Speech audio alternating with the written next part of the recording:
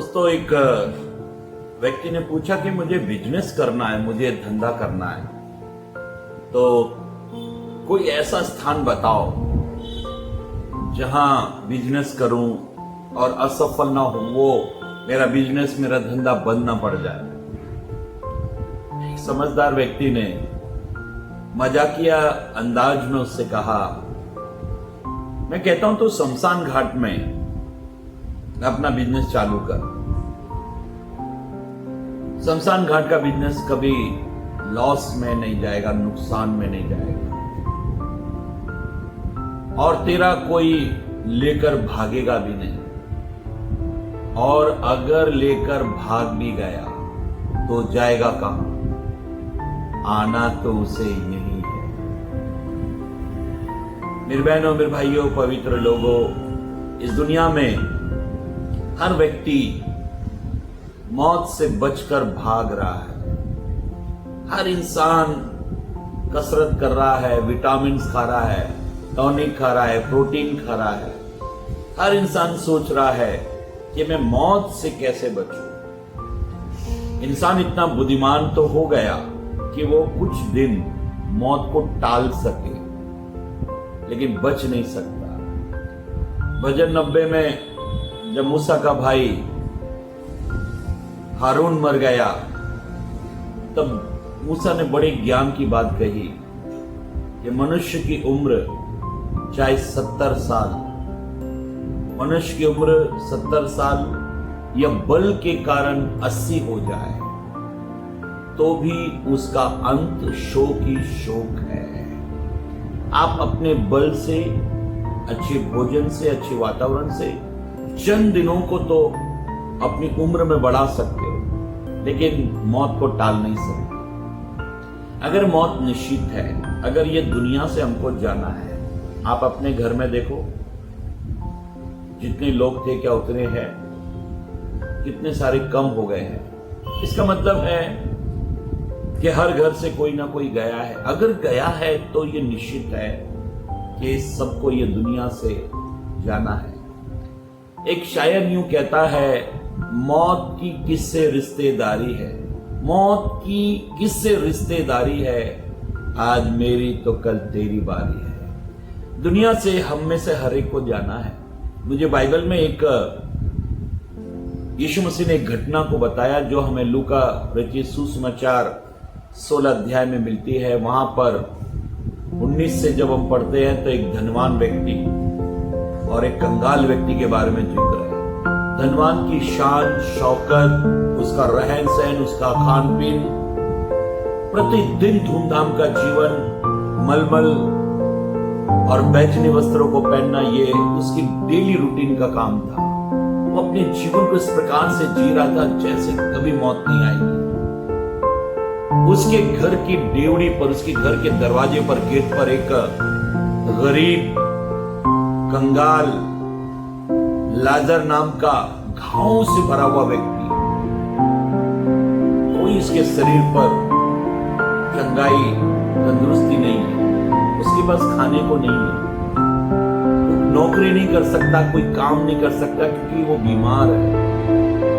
लेकिन उसने दुनिया में सबसे बेहतरीन काम किया कि वो अपने खुदा को याद करे।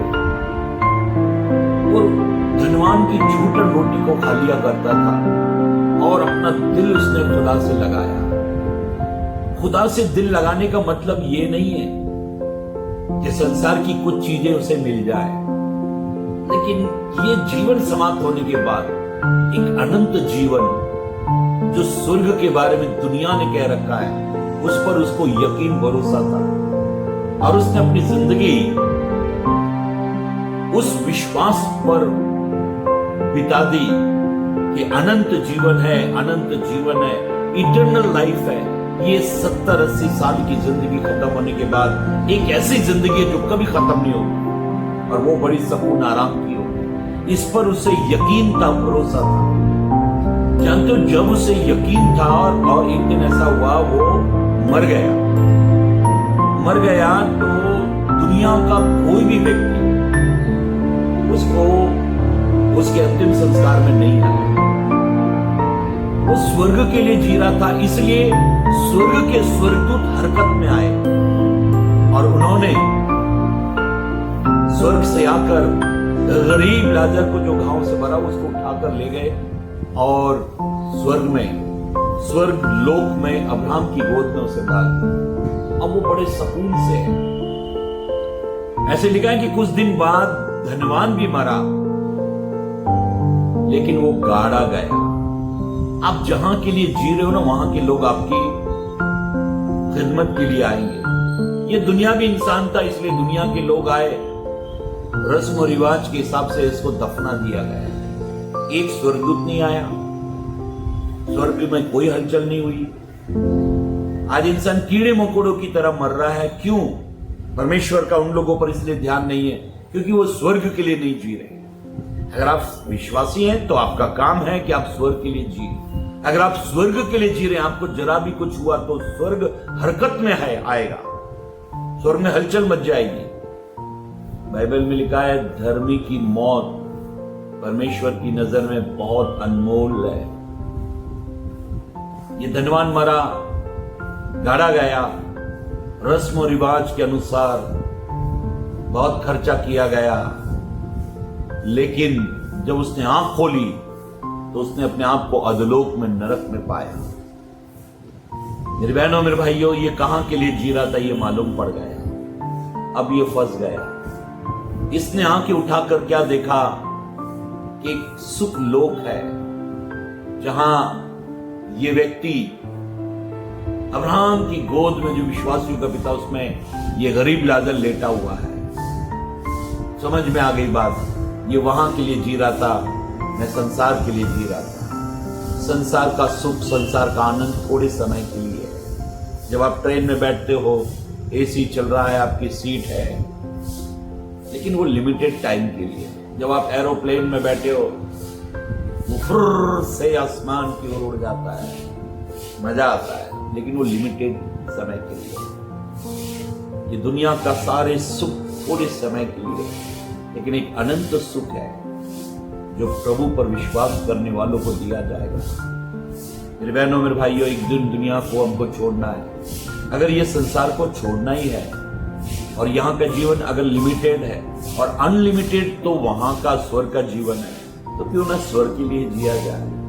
परमेश्वर आपके समय का 10वां अंश चाहता है। आप हर दिन 2.5 घंटे प्रभु को दें, प्रभु के चरणों में बैठें और हर दिन प्रभु से वार्तालाप करें, बातचीत करें, ताकि आप स्वर्ग से कनेक्ट हो जाएं, स्वर्ग से जुड़ जाएं और अनंत जीवन के लिए इस संसार में 100 गुना प्रतिफल और स्वर्ग में अनंत जीवन पाएं।